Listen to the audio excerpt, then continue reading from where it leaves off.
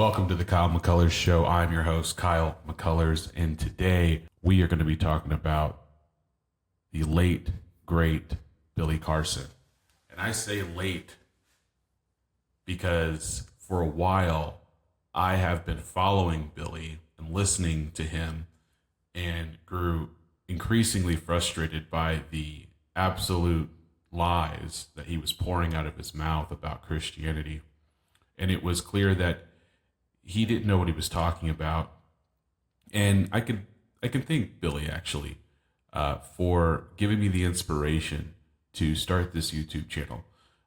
He was for a while my inspiration to actually do a channel, and I never got around to doing it. I chickened out, I think. And after watching the Wes Huff debate, which shout out to Wes Huff for holding his feet to the fire and not allowing him to back out of that debate. It was my inspo that I needed to start speaking out. I didn't realize how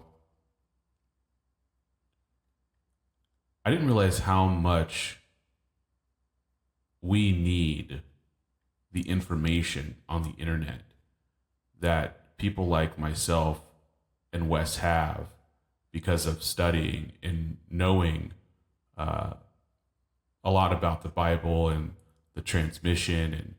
And so I just decided to start this channel to just start addressing the things that I find to be false, or things that I just feel like need to be spoken about, and we need to dive a little bit deeper into. The subject matter.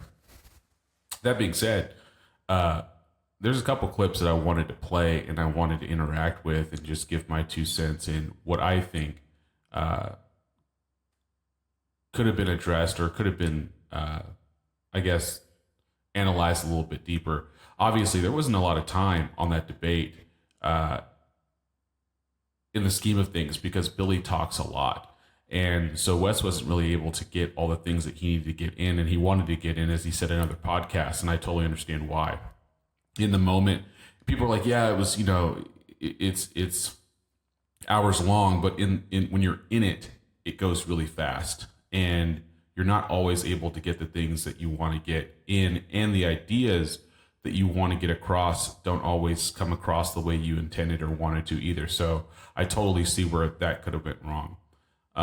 But this channel is going to be really dedicated to things that I want to interact with, that I believe that you as a viewer should hear and think about and just have rattling around in your mind, to open up your mind. And this can go anything from religion, like we're talking about now with Christianity, to politics on the world stage, geopolitics at home, just whatever is happening out in the world that is so relevant that we need to really have a different perspective. And I think that I have a different perspective, and I believe that I have a way to convey that message, to get it across. So this is my first video on this channel. This will be a channel that I'll be dedicating my time to as much as possible to get my thoughts out, and hopefully you find value in it.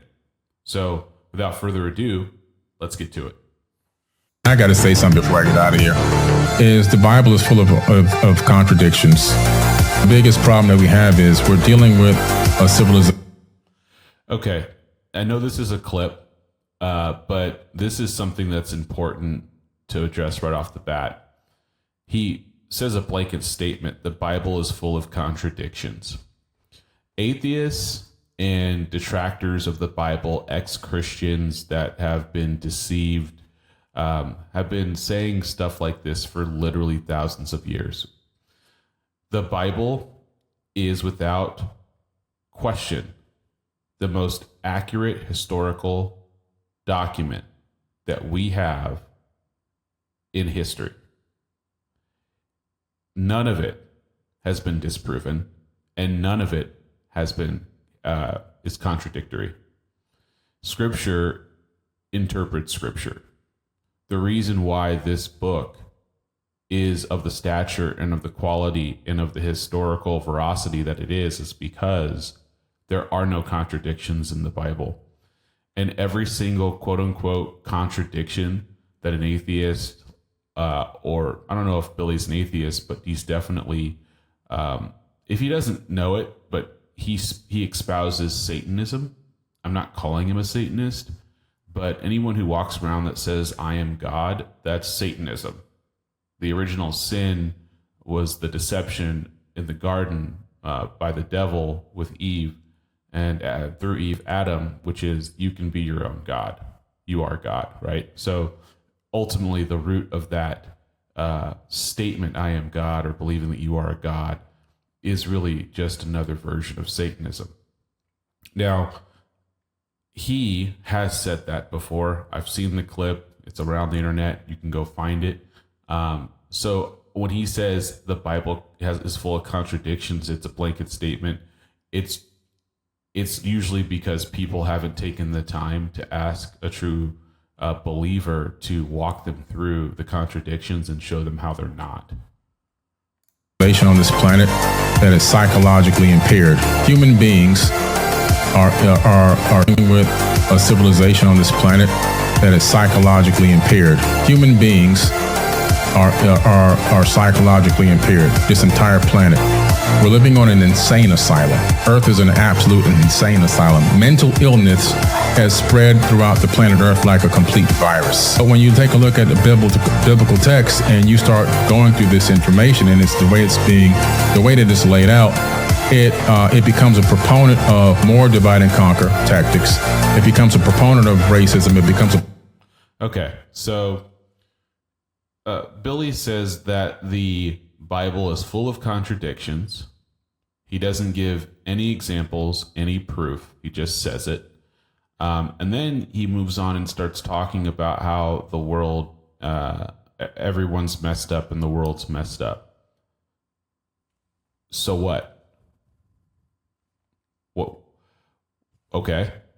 And then so he then segues that into the Bible being full of divide and conquer tactics and a proponent of racism, which I don't really see where the racism is in the Bible. But the thing with people like Billy is that they just say stuff. And I think, at least from my research and what I've heard, is that because he has lied so blatantly and so patent and so, I guess, dramatically with such authority, is what I was listening to, is because he's able to lie with such authority from a place of like, I know everything, or I know more than you, just trust that I understand what I'm saying. He doesn't explain or demonstrate why he believes the things he's saying or what evidence he has to come to these conclusions. If anybody reads the Bible, you can't come away with it saying it's full of divide and conquer tactics. God doesn't divide and conquer. That's actually Satan. Satan divides people and conquers them. God just conquers them, right? He doesn't need to divide anybody. I don't know where you could find the racism. You have Egyptians enslaving Jews. You have Greeks and Romans and Jews and everyone living together in the New Testament, because that was the Roman era. I really am impressed to understand what he's talking about exactly. But in that debate, he did the same thing with Wes, and Wes dismantled it because he basically drilled down to, well, why is it that you believe it?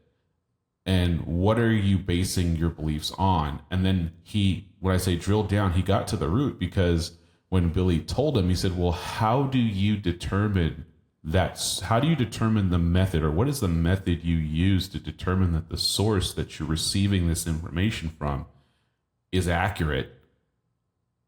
And he couldn't answer, because Billy is a type of person that already has the outcome of what he believes, right?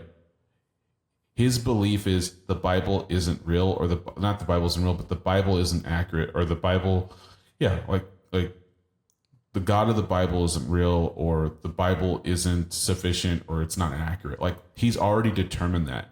So any source that will give him that conclusion, he's going to use and he's going to believe, because the outcome is already predetermined. He's not looking for truth. He doesn't want the truth. He wants to believe what he wants to believe, and he's going to accept anything that tells him and repeats back to him what he wants to believe. And it always comes down to some personal thing in someone's life, some personal reason, some childhood trauma. Something happened to him in his life, and he blames God. And he has not forgiven God. He has not forgiven himself. He doesn't have the forgiveness to give that to God, or to go to God and to lay it at his feet and to let that go. But he uses it as an excuse to hate God and try to prove God wrong, right? Proponent of slavery, it becomes a proponent of all these things that are dark and ill, including murder and killing in the name of God. I'm going to drop the mic on that.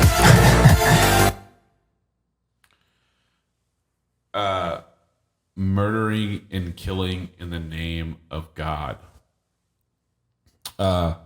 Murdering is a sin. Okay? So murder is a complete sin. Murder, we'll go English Standard. It's easier for people. Thou shalt not murder.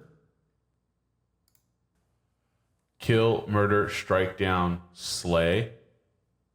To kill, murder, strike down, slay is the Hebrew. If God, well, we can actually go back a step before. In the garden, when Adam ate the forbidden fruit and his eyes were opened, and God told him, you can have any fruit in the garden except for this tree. Don't eat the fruit of this tree. And that was the covenant, right? And Adam broke that covenant. He broke the law of God. The only law was don't eat this fruit, and he broke it. And God's warning was, for when you do, you will surely die. Well, when Adam ate the fruit, he died spiritually, right? He was dead. He sinned. He is now cut off from God. He has to now get kicked out of the Garden of Eden. He's separated from God forever until Christ came. Therefore, man is born into sin. He's born guilty. So even if God determined that someone should die, they've already been judged. They've already been executed. They've already been judged. Their execution now is going to be carried out. When God told the Israelites to wipe out peoples, it's because those peoples, like all of us, were already guilty of sin. They were already deserving of death. So if God tells if the king tells the executioner to chop off the head of the prisoner after they've been found guilty, it doesn't matter if the executioner does 100 prisoners or 1,000,000 prisoners. If they're all found guilty of capital punishment and they've all been judged and they're all going to die, that's what it is.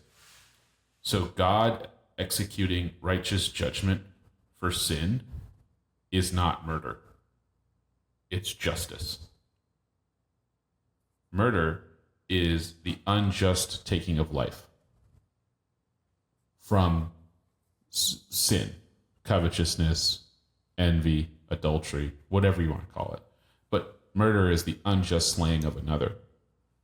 God never murders anyone. He only does good. He only gives justice. So when Billy says something like that, it just goes to show you that's how he's seeing contradictions in the Bible, because he doesn't understand the characteristics of God, of the Christian God. Wait, so yeah. Keep going. All right, brother. We can do a follow up. I really appreciate it, Billy. Thanks so much for. So he does a mic drop and he runs away, and he does it on purpose. He does it on purpose because he knows that if Wes were to respond to all of those ridiculous statements, he would destroy them, because those weren't factual anything. Those were just his feelings. And I'm so happy because I remember specifically going online and watching the Joe Rogan podcast with Billy Carson, and I kept thinking to myself, and I saw the Andrew Schultz podcast was horrible. I kept thinking to myself, how is this guy still able to get to these shows and espouse all of these ridiculous claims that are patently false?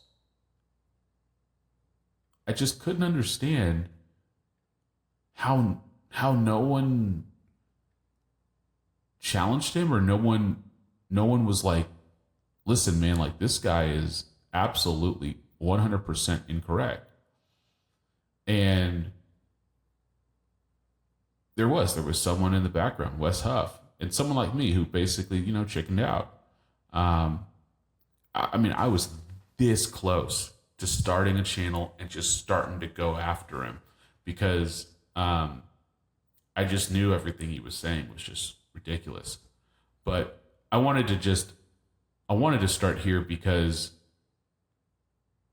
this is so relevant right now. This is so needed. This conversation is so needed, and there's so much more bad information out there, because a lot of Christians, we don't talk. We kind of just mind our business and kind of go about our life. And I just realized I'm one of those guys that I have that knowledge, and I have that that personality and that mindset and that ability to really talk, to debate, to have the conversation, to break things down. And so that's what this show is going to be about. It's just going to be about me grabbing the stuff online and really breaking stuff down for people to get you to think. All right, I told y'all I've been saving clips because stuff bothered me. This came out. This is a year ago. This clip came out a year ago. I don't know when I saw it, but I saw it recently. But I'm gonna just go through all of them. I'm just gonna respond to them. Just like if you read the Epic of Gilgamesh, you discover that's the true story of Noah's Ark. In the Bible, they copied it from the Epic of Gilgamesh. It's not two separate stories. It's the same exact story being rewritten. So who was Jesus then? What is the... So, no, the Epic of Gilgamesh and the story of Noah's Ark are not copied, and they're not exactly the same. And that's completely, absolutely, patently false. The story of Noah in the Bible and the Epic of Gilgamesh, you can read that. We can literally go. The table below presents a comparison of the main aspects of the two accounts of the flood, right? Intended for whom? All mankind. One city and all mankind. Sender is Yahweh. Assembly of gods. Hero is Noah. I don't know this guy's name. Means of announcement direct from God in a dream. And we go to several stories, 3, 6, rectangular, square, family members only, family and others, all species of animals, groundwater and heavy rain, long 40 days and 40 nights, remember, short 6 days and nights, testified land, release of birds, a raven and 3 doves, a dove, swallow, and a raven, Mount Ararat, Mount Nisur, sacrificed after the flood, yes, by Noah, yes, by Yusapan, blessed after flood, yes, yes. So, some comments need to be made about the comparisons in the table. Some of the similarities are very striking, while others are very general. The command of Neptisatim, I can't remember his name, to build the boat is remarkable. O man of Shiphrach, son of Ubar, to tear down thy house, build a ship, abandon wealth, seek after life, scorn possessions, save thy life, bring up the seed of all kinds of living things into the ship, etc., etc. The meaning of the names of the heroes have absolutely no common or connection. Conclusions. From the early days of the comparative study of these two flood accounts, it has been generally agreed that there is an obvious relationship. The widespread nature of flood traditions throughout the entire human race is excellent evidence for the existence of a great flood from a legal historical point of view. A popular theory proposed by liberal scholars, hence liberal, so that the Hebrews borrowed from the Babylonians, but no conclusive proof has ever been offered. So the differences, including religious, ethical, and sheer quantity of details, make it unlikely that the biblical account was dependent on any extent sourced from the Sumerian traditions, right? And so, in conclusion, this story in Genesis is not copied from Gilgamesh. It's not even relevantly close.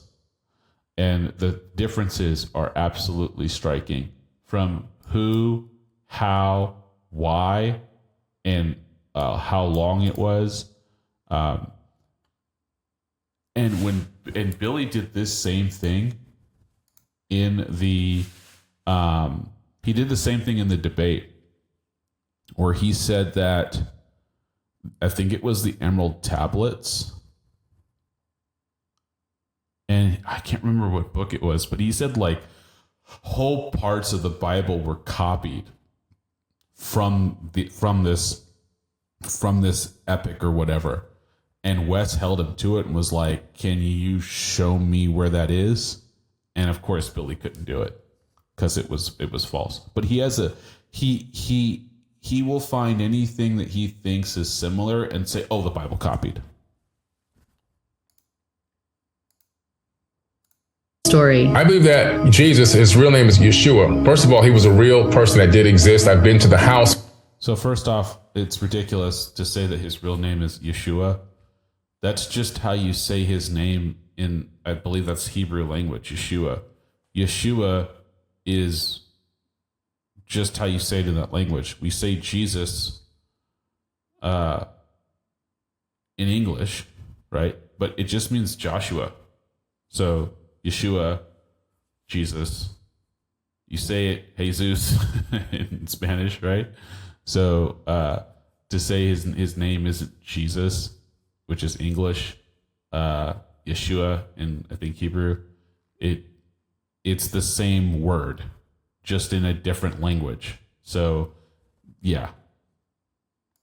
Where he grew up in Egypt, because if you remember in the Bible, Jesus disappears from the Bible at the age of 12. You don't see him again until he's 32. He's gone. Where does he go? The Gospel of the Holy 12, which was so the Gospel of the Holy 12. I'm so happy with see, this debate is why it's so awesome, because we got a lot of great information from a scholar who does this for a living. And I've heard debates. I've heard Bart Ehrman debates, James White debates. I've listened to many lectures on textual criticism with the Bible. And it was just fascinating to hear a true biblical scholar go through the apostle or the epistle of Barnabas and the epistle. Is it the epistle of the 12? Is that what he said? The Gospel of the 12. Holy 12, which was the Gospel of the 12, the Gospel of Barnabas and Jesus's wife, right? And just go through each one of those and be like, those are forgeries. They're known forgeries. And here's why. And so in this clip, he's talking about the Gospel of the 12, which is another known forgery. And again, this goes back to my whole point of Billy needing to find things that will reinforce his predetermined outcome, which is the Bible is false. Left out of the Bible has the answer. He goes to Egypt. He was learning the Egyptian mysteries. From there, he went all the way up into Tibet to learn Reiki healing and Qigong. And that's been confirmed by the Dalai Lama. And then he left from there and went down into India to learn the mystic arts, teaching reincarnation all the way back to Egypt. And then the like when I listen to this stuff, it's incredible that someone could be that cunningly deceptive or that completely delusional and say it with such confidence as to generate a following or even make Christians, maybe newer Christians, doubt their faith so much that they leave their faith to follow this guy when the stuff he is saying is absolutely otherworldly. Like, to any Christian who knows the Word of God, the fact that you would say that he went to India to learn mystic arts and Tibet for Reiki healing and Qigong and like you're the Dalai Lama, like who is the Dalai Lama? Like there wasn't no Dalai Lama with Jesus. What are we talking about? And then to say that he believes in reincarnation and he was teaching reincarnation is just, it's so blasphemous and it's so ridiculous to anyone who opens up and reads any of the New Testament. If you read the words of Christ, there is not one concept of reincarnation. The Bible is very, very clear on that. It's appointed for a man to live once and then die, and then comes the judgment. There is no returning back to life. There is no second chance. There is no do-overs. There is no next life. You are either going to go into eternal life or you're going to go into eternal death. That's it. And Jesus taught that. Bible picks up, I call my son out of Egypt, and then you see him appear on the back of a donkey in Jerusalem. No, that's not what happens. Not at all. The only reason Jesus flees to Egypt when he was a child is because King Herod at the time, was trying to murder him, trying to murder the Messiah, right? And they fled to Egypt. The angel told Joseph and Mary to take the child and flee to Egypt. And when Herod died, the angel told him to come back. Boom. I mean, that's when he was a baby, okay? And then he's talking about how, I mean, now he's on a donkey. Jesus arriving in Jerusalem on the donkey is days before he's going to die, okay? This is like after he's done the majority of his preaching and now he's going to the cross, right? And so to say, oh, he went from fleeing to Egypt and then lived his whole life in Egypt, he's learning all these ancient mysteries, and then he comes back into Jerusalem on a donkey, just skips like 90% of what Jesus did in the Gospels. It's so it's so utterly false and ridiculous. It's so hard to even. And I think that, to me, I was just like, there's no way that people are listening to this and believing it. And I guess I just realized, like, people just don't read the Bible. They don't know. And if you don't know what you don't know, you're like, oh, that, wow. No, okay. It's just like, no, man, not at all. It is awful. It's so awful. At the age of 32. And that's where the Bible text picks him back up as coming back in. No. That's not true. Oh, man. Do I have some more? That was the only Billy Carson one that I had saved. That I was just like, gosh, this is ridiculous. Terrible, terrible, terrible stuff. Well, all right, guys. I hope you found this helpful. If you did, like, subscribe, comment, let me know. And this is it for today's segment. I'll see you soon.